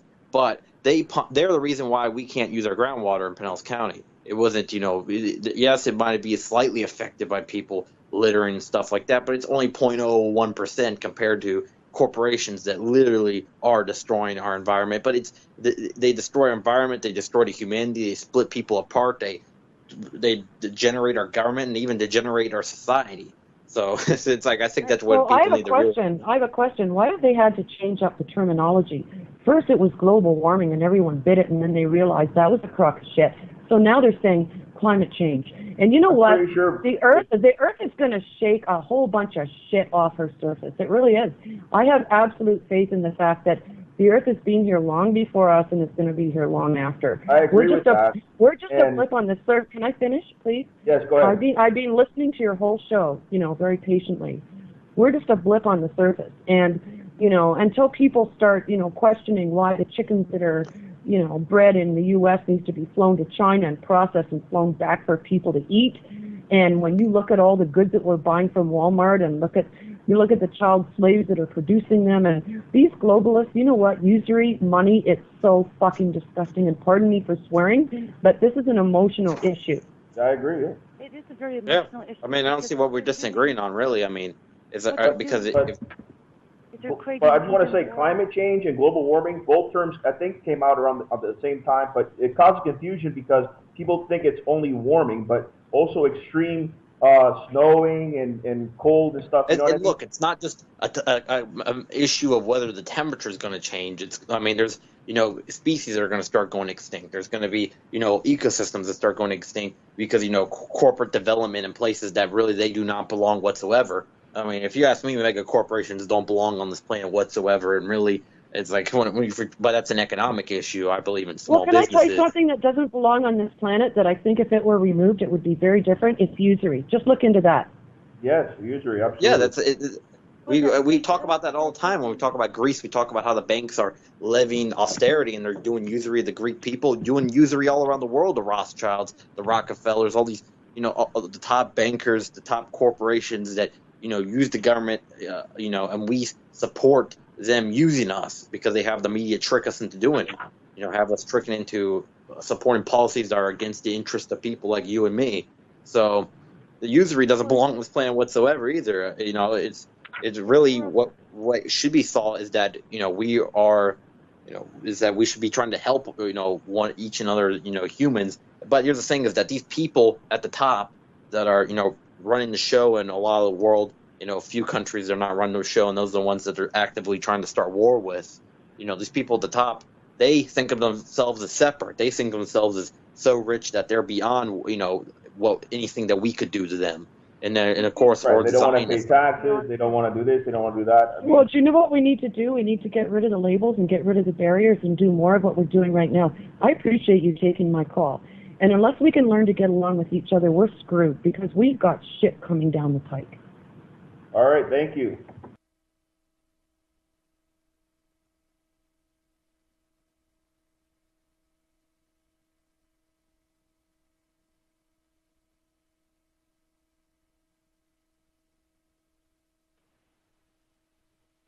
Yeah, we accidentally disconnected there for a sec, but it's like it's like us, the people, we need to unite, and we need to not fall for the race war. We need the race war, the labels that are being there's other things. Twyla, if you can hear me, call back in. Go ahead, Chris.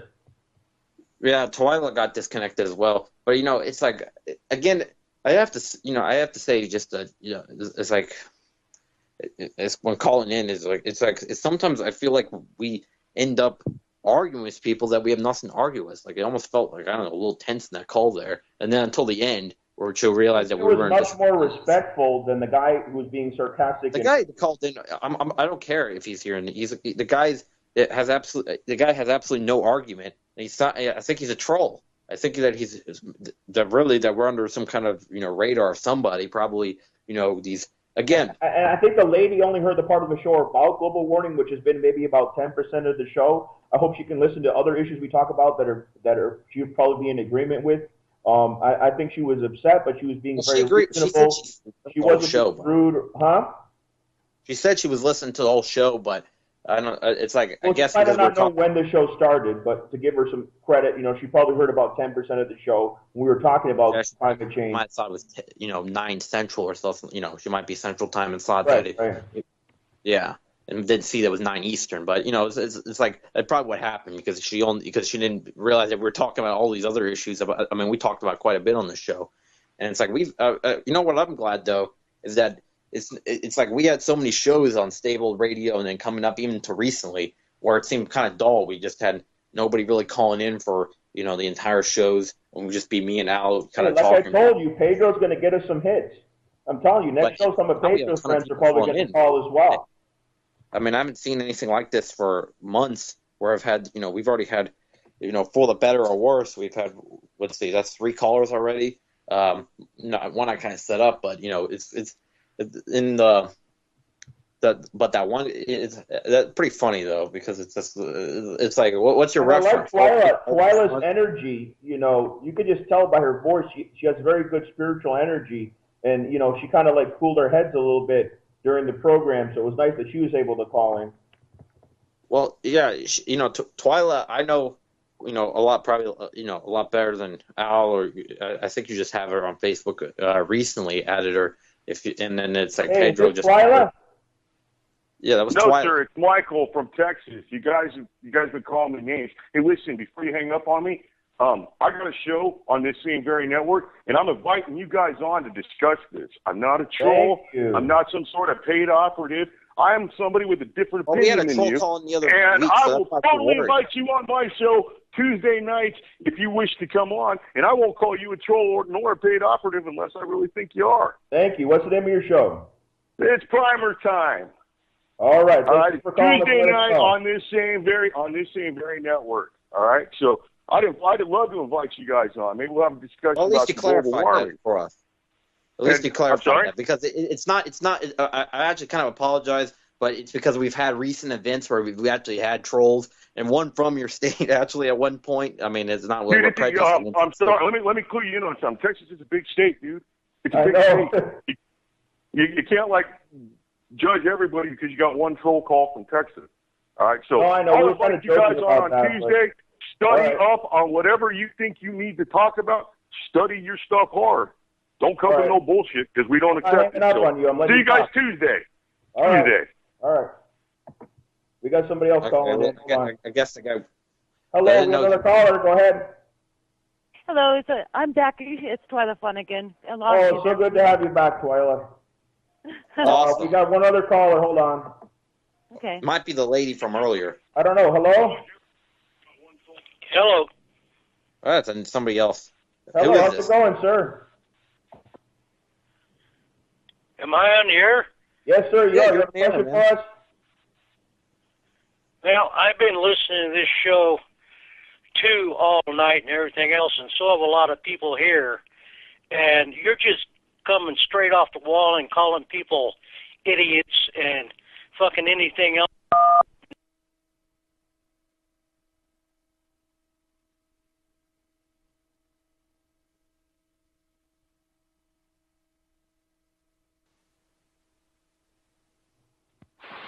Sorry, we're having technical difficulties, but Yeah, we're back. I tried to hang up on that last caller. I'll admit that because he was cursing at us. And we were giving an Einstein quote. He probably never heard of Einstein, but we were giving an Einstein quote. We weren't calling anybody particularly idiot. Hey, look. So you can take that quote out of context, but It's been an hour and 30 minutes. Last 30 minutes we've been sidetracked. You know, it's like the first guy. Look, the first guy. I want to talk to that guy that just said we're calling people idiots. Okay, we apologized to the guy. Number one. Number two is that. well, that was from somebody recent else events, that we've was had, saying that we were we've calling had Bob, people idiots. you know, I don't know, calling- but let's not try and to we've had- make any false accusations against anybody. But one of the callers did say that we called people idiots. We were giving a quote from Einstein that was clearly taken out of context. Somebody else is calling. Hold on. You're on the air. Hello. Twyla? I It's feel dropped bad. again, but it's all right. Oh, okay. Thanks, Twyla. We had some technical difficulties. Yeah, Go ahead, right. Chris. But welcome back for the third time. It's all right. But anyhow, I was going to elaborate further on the lady that called you. The problem is it's like sending all our meat to China to be processed. It's actually quite expensive. However, that keeps the petrodollar in circulation. It keeps us more Exactly. dependent on petro, and that's what it's all about. And when you think that there are no oil shortages, there are people who have hoarded oil. They found oil hoarded under in England, you know, Newport, underneath the hordes and hordes of oil. So they're stealing oil, they're stealing resources because they want to keep that petrodollar in circulation. They don't want to lose their power, and they're willing to kill the whole entire planet in order to maintain their power, and they don't care. Well, actually, so- you know, the thing is that those elites that, you know, are calling the shots in United States and UK and a lot of the world, you know, those top elites, is that they realize that the world population going up is actually a threat to their power because statistically, you know, the people, you know, there's only a few of them, and that, you know, the numbers start to really escalate against them because there's going to be statistically a bunch of, you know, there's going to be more and more revolutionaries as the population goes up. So, and the elite, to mind, you know, and they do it sneakily. They don't have to bring us to gas chambers anymore like they did back in the, you know, Nazi Germany. They do it other ways nowadays, through our foods, through our, you know, through pharmaceuticals. Some of them that I believe are just designed to fail in the first place. or to get people more sicker so they can get more money out of them. It seems like they want depopulation anyways, and that they don't care if people die as long as they don't die, because that's all they think about. They think they're separate. They think that they're more, important than the rest of humanity, these super rich, and they believe that their wealth somehow makes them more divine or holy, in their twisted minds. And these people, that's another thing about these super rich, is that they are so rich and so much greed has consumed them that they are, they're out of it. They're not in full faculties. They're to an extent crazy, but they're crazy in a, they're not crazy as in mentally ill. They're crazy as in plotting, against people, plotting wars. They're just mad with power is the best way to describe it. So yeah, I just want to put this out there, Chris. You and I don't agree on everything, right? And, yeah.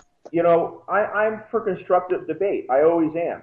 But as soon as somebody starts cussing at me or being rude to me on my program, on our program that I'm accepting as a guest in the studio, I'm going to cut them out right there, because I'm not going to fall to the level and be provoked into cursing back at them. And I hope Twilight wasn't able to hear that language that was being used of one of the guys that called us in. But I'm always for constructive debate, and I love to be challenged and debate people on their program as well, but as long as it stays constructive. Yeah, it's got to remain constructive, when you're debating us, and you got to be, you can't be You're listening. I don't like when people start debating you just because they don't like that you have that opinion, and don't try to sway you and tell you how that's wrong, and why their opinion, is more valid, and or that their opinion is actually a fact. But these people, some people that come on here, they just want, they're pissed, and they want, to fight us for some reason on the airwaves. And again, it takes a real tough guy to come on here and say a bunch of nasty shit when you live 5 states away or 10 states away. It's like, I would like to see half these people that have done this stuff on our show, which there's been a few, to say that shit to our faces, because they wouldn't. I mean, there's people that will say things on the air, and then they'll say things in person another way, or so say something in private and in public. Revolutionaries, we say the same thing everywhere. We really do, even to our own family, and sometimes we're rejected by our family for our views. For revolutionaries like Chris and me, our views stay the same no matter who we're talking with. They can accuse us of anything, but we're not hypocrites. And we call out others that are being hypocritical. I'm not talking about anybody in particular, but our views are the same and consistent. Okay, and you got to respect that, even if you disagree with that we're always consistent in our beliefs. Well, we're true to our beliefs, and it's like Twilight, go ahead. Yeah, it's like we haven't let her talk in a little bit. Here's the problem: is people will go on an all-out attack in bravado because they lack critical thinking skills, because they want their illusion to be right, and so it doesn't matter. They will say anything, and they don't even think. They don't really measure any kind of evidence. It's like, this is how I want my reality to be, and you're wrong, and I'm going to attack you for it. Instead of really just started, doing the research. And so that's the problem with so many people. And I always try to keep my mind, open to researching alternative views. And a lot of times I ask these people, like I asked earlier, can you please provide me a link so I can look it up? And they're telling me the point they've been saying all along, but I want to read some stuff up on it, because that's the type of person I am. I'm not a theorist. I'm a realist. I want to analyze and research and not cherry pick. Yeah, so many people get so used to their life or their illusion of lifestyle, they want to keep on consuming, and they don't want to think there's any consequence to it. And so they get very defensive and very bullying, I have noticed. Well, yeah, that's people stick so strongly to illusions, and they get violent about it. I've seen it with so many Americans. Is that like just basic stuff sometimes about the parties being the same, and that what they represent, or stuff like what they're doing, what they believe, what it has resulted during history. These people, I've noticed in the youth generation, like people that have hatred towards certain people. Nowadays Islamophobia is strong. I always try to tell them how that's wrong, and how their whole perception's wrong in that, but they get angry because they don't want to believe that they. There was a show, Chris, in regards to Islamophobia. I think it was with ABC, and they had done it in Texas, where they used undercover actors in the bakery, and the baker's like saying to this Muslim woman, "Oh, you can't walk in with a veil like that. You're all terrorists." To see how the people react. And they had a guy who was a veteran that reacted to it and saying, "Hey, I fought for these people's rights. Like, don't talk to her that way." And it made me feel good, to see how in our culture, there may be discrimination, but freedom of religion is instilled in us as Americans. So you don't have that so much in Europe. In France, it's forbidden in public areas to wear the hijab or the veil. You know what I mean? So, and another thing, earlier today I was talking with a gentleman about politics, somebody I just met in person by chance who was having a burger near me, and he mentioned to his friend Bernie Sanders, and that's how I got in the conversation. You're going to be surprised to hear this, Chris, because I don't like Bernie. We were able to find a lot of commonalities, and I was telling him about my book and everything, because you don't want to start coming out to somebody on attack, well, Bernie's a Zionist, this and that. I said, I would corresponded with Bernie a couple years ago, which is true, well, more than a couple years ago. And I started a conversation with him, and we had a lot of commonalities. And I think that's what you got to try to do when you want somebody to come to your view, is to find the common things and to be constructive in your criticism as well. Yeah, I mean, we have really a lot of problems here, especially in America, because everything is so polarized. And the whole racist institution is really class warfare. And it's not about races, it's just perceived about who will have less. And people of all color who happen to be poor are the ones who get targeted by the police, who lack opportunity, who are discriminated against. So it's like, that's why solidarity is more. Well, there was a white kid walking out of a 7-Eleven, Twyla, with headphones on. The cops killed him in cold blood. Body camera shows the whole thing because he didn't follow orders. He was obviously listening to music. They ignored that, killed him, and then they were exonerated. This was a white kid minding his own business. So it's a problem for people of all races, It is, and another problem is because we have mixed population over here, mainly Latino and white European and some other races, but predominantly that.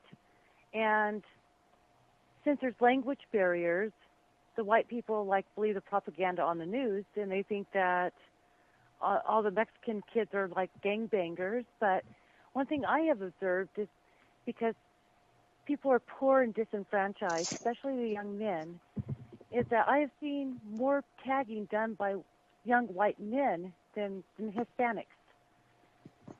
And so nobody wants to address and say this is a common social issue. It's not confined to a race.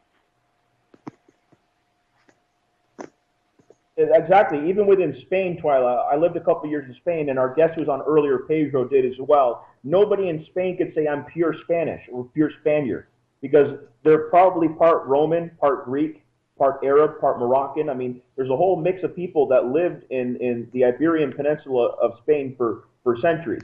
And if you talk about Latins, they're also mixed with indigenous people, with some Afro people. So, there's a lot of mixed cultures and races. This whole idea of the pure race or the Aryan race or whatever, like we said earlier, all humanity originated from East Africa. Several albino people were exiled from Africa, as well as Asiatic-eyed African people, and they formed the other races in other parts of the world. And of course, Pangea was around before there was humanity, but there was animals all together in one continent, and we're all connected, and the history's there. Yeah, and so I think we have human issues, we have social issues, and they're not confined to just because somebody might be a different color than the next person. It's like the effects of imperialism and the greed, it affects everybody. And I wanted to say, is that this is a way how we should see it, is that, the elites, they want us in a different way connected by our oppression. They want us to be, all their labor units, but we should look at ourselves that we're all connected by our intrinsic freedom, the freedom that the Creator gave us, and that we should also, and we should also be, feel connected as that we all have a similar adversary, is that these people that want to separate and think they're more powerful than the rest of, humanity, and then try to enslave the rest of us under their cabal. So it's unity, and it's in a weird way, the elites want unity, but it's in a whole different instance. But it's a unity of everybody under oppression, not under freedom. And what we want is a free society. And we don't want to be kept in a label. Like, for example, if you're associated with the left, which clearly Chris and I are, it doesn't mean you're a Democrat, or it doesn't mean you're anti-gun. It doesn't mean a lot of things. There could be a particular group of left or free-thinking type people that don't have to, adhere to all the stereotypes that are purported in the mainstream media, as we call it. Oh, exactly. Because basically they become very polarized, and then you can never be extreme enough. It becomes almost like a doctrine. It's like you're conservative. You must then have to be conservative times infinity, and it's either way. And there's no balance. It's like, yes, I'm left, but I have a moral compass. I don't think that I have to keep going and going and going and going before I lose all sense of reason. That's how they polarize the politics. And and that's what you see today with the Democrats and the Republicans, all these hot button issues. Yeah, every time I criticize Obama and don't mention that I'm a leftist, I get accused in these groups of being some right-wing Republican and I must be Cuban. And actually, I think that's pretty racist. Just because my last name happens to be Spanish does not mean I'm a right-wing Cuban. I'm very much a left-wing Latin American who doesn't agree with Democrats or Republicans. To make these assumptions at times itself could be racist or even classist. I mean, obviously, I'm not in the. I don't want the rich to benefit from the system, but they're going to say, "Oh, you're some rich, Cuban guy from Miami." It's like, no, I'm pretty much working class. You have these classist, racist assumptions. When it comes to putting these things out. Oh, exactly. And it's like, but if you look at mainstream media, they make everything look like it's so extreme. With the politics, and that there's no end to what a person will do. And it's like saying, well, hey, let's make some sense. Let's make sense that makes sense for everybody, that we're connected to, and it benefits everyone. But no, it's like them against us against them. I'm gonna say this, and it's gonna become shocking to a lot of people because I've been extremely critical of Bernie Sanders. At least him coming on the Democratic platform has got people talking about socialism. And that whether they're saying bad things or good things about socialism, people are talking about it now. I just hope that they can realize that real socialism can't really be within the Democratic Party. You know what I mean? It has to be through alternative parties, yeah. It's like I have to say is that, talking about, again, the Alex Jones fear of these supposed activists, they're not really activists, they're really, just theorists that just cherry pick and these conspiracy theorists, not conspiracy realists, like Alex Jones, is that right now they just keep talking about Bernie Sanders, he's gonna they start comparing him to Mao, and they start talking about socialism in a bad way. They only bring up Mao and Stalin. They don't bring up the successes. They don't talk about Trotsky, the Bolshevik Revolution, what that freed Russia from the years of oppression under the Tsar. They don't talk about Tito. That was one of the most brightest periods in that region was under Tito. And Jones sounds a lot like McCarthy did back in the day, talking about leftists. I got somebody else on the line. We're in the last 10 minutes of the show, so if you could be quick for a question for us, go right ahead. Hi there. I was there before, and I got disconnected. My name is Liza. I'm calling from Canada. I've been listening to UCY for years. Jules is an amazing woman. She has set up this venue. I've actually gone stateside and visited with her and JJ. And I like the fact that we're just, we're exploring things together. But I just happen to hear you guys, I have a very serious question for you guys. Do you vote? Well, before I answer that, and of course Chris is free to answer that as well, we had some technical difficulties earlier. So if you were disconnected, we do apologize. And to answer, yes, I vote third party. Last time I voted was in the presidential elections in 2012 for Jill Stein of the Green Party.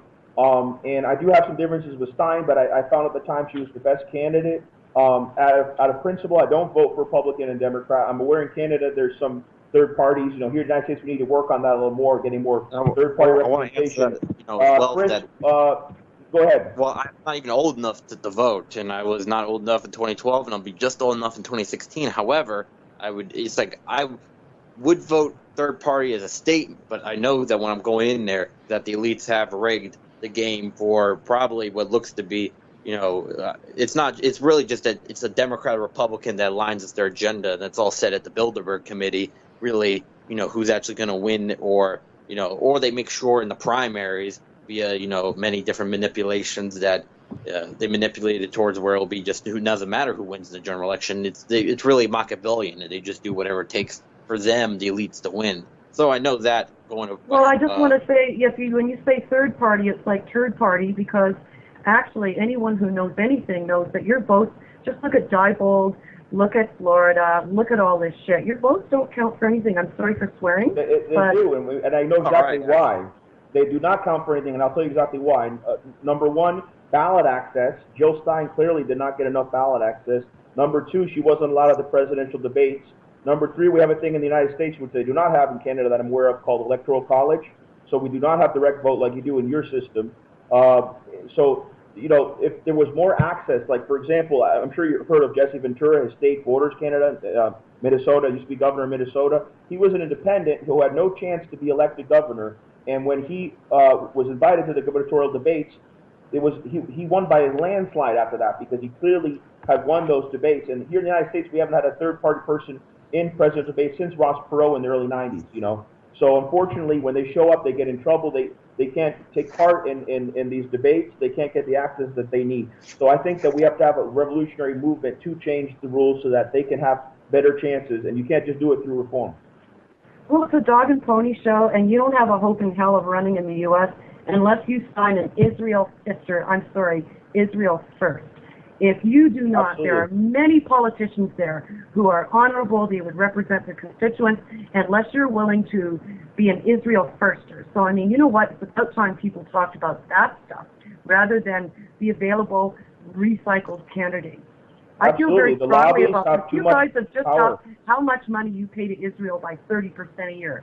Do you know how many billions that is? I just don't get it. We talk about Zionism all the time. Yeah. Last time I checked, we send, I think, $5 billion annually to Israel. Well, it's way more than that. I'm sorry, it's way more. The United States just increased the bribes to Israel so they could back off on the Iran deal. So yes, they send more than $5 billion. Yeah. They're going to send a stimulus to Israel because they're pissed off about the Iran deal, which I believe. Here's the thing: is that we're not allowed to talk about because I haven't got to mention it. We can talk about a lion was shot, but we're not supposed to talk about what's really going on. You guys are bent over a barrel, and in Canada, we're bent over a barrel badly. Harper, I don't know who's going to get elected, whether it's Harper or Pierre Trudeau's son. We're all in the same boat. I talk to people in Britain, all over the world, and we're all in the same boat. And it's a very leaky boat. It's the crisis of democracy. I heard Harper stole the election over there, but it's the crisis of democracy in general, stemming from Greece. If 51% of the population votes to kill 49% of the population, that's part of democracy. But you need democracy with an informed masses, as Dewey would say. The people need to be informed and therefore can participate in democracy. When you have a lamestream media, as we call them, who are misinforming the masses, democracy is not going to function. And Twyla, did you want to say anything? I'm going to go ahead and close the night and say goodbye, and I will phone in again. Okay, thank you. Nice hearing what you had to say, Lila. I really appreciated it. All voices are welcome, I would hope. Okay, you want to, our friend from Canada, you have anything else to ask us? No, I think I said what I had to say, and thank you for taking my call. All right, thank you. Thank you to you both. And Chris, we're going to conclude in the last 6 minutes of the program. Go ahead. Well, it's pretty cool that we've had, we're getting callers from all over the place, and again I think this is a record for Voice of Rebellion Radio because we had like 10 USS Liberty survivors on that one program, but we kept having technical difficulties that day. I think we're starting to learn how to Skype a little more. We set it up for them to come on the show. I'm talking about by callers that we didn't even have anything to do with. I mean, Yeah, they you're just right. called in on their own.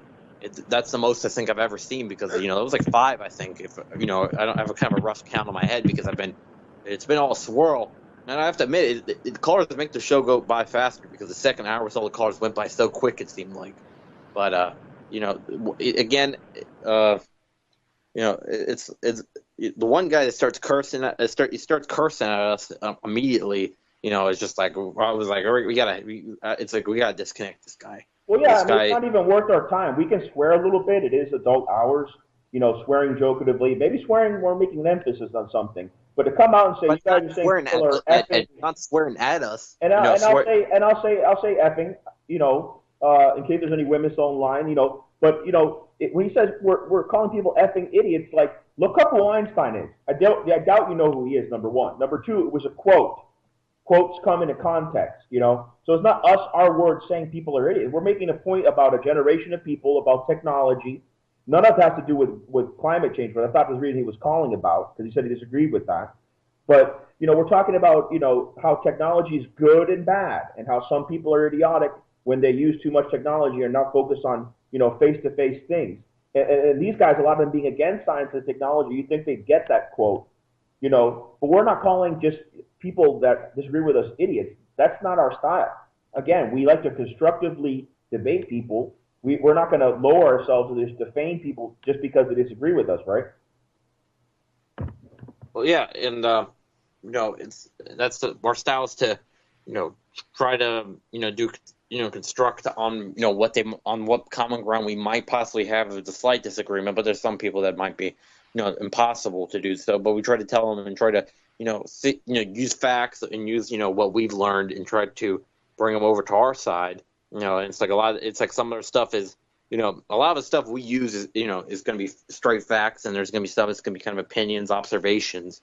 There's some opinions, and there's some opinions that even me and Al differ on, but we've been able. It's like why have we gotten the big fights on the show? It's not. We have gotten even into a little bit of arguments on the show, but we know that to remain to keep respect for other people's opinions, and we try and Al's. I don't judge people by age, Chris. You know that better than anybody. You know what I mean? I respect your views. I know you're much younger than me, but hell, when I was 17, I was passionate about a lot of things as well.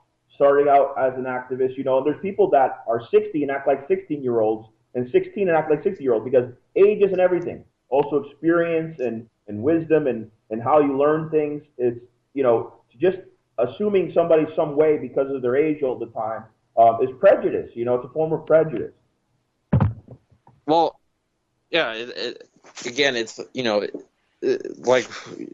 was age. That's another way that I think it's a way I've been discredited before because of how young I am in relative to some of these other people that are in the radio business, and that they were saying that start saying just kind of just really condescending stuff like this radio game is not for children and stuff like that. When I was 17, back to the playground or something, right? Well, that happened with that's happened a couple times. I'm not going to specify who did it, but it's Start actually going Italian on him, Chris. Be like, get out of here! I'm an old guy, just in spirit. I can start doing the Italian accent. Get the fuck out of here! I can act like one of you old folks too, and I can. Hey, don't talk like that in front of the broads. Feminists coming on, right?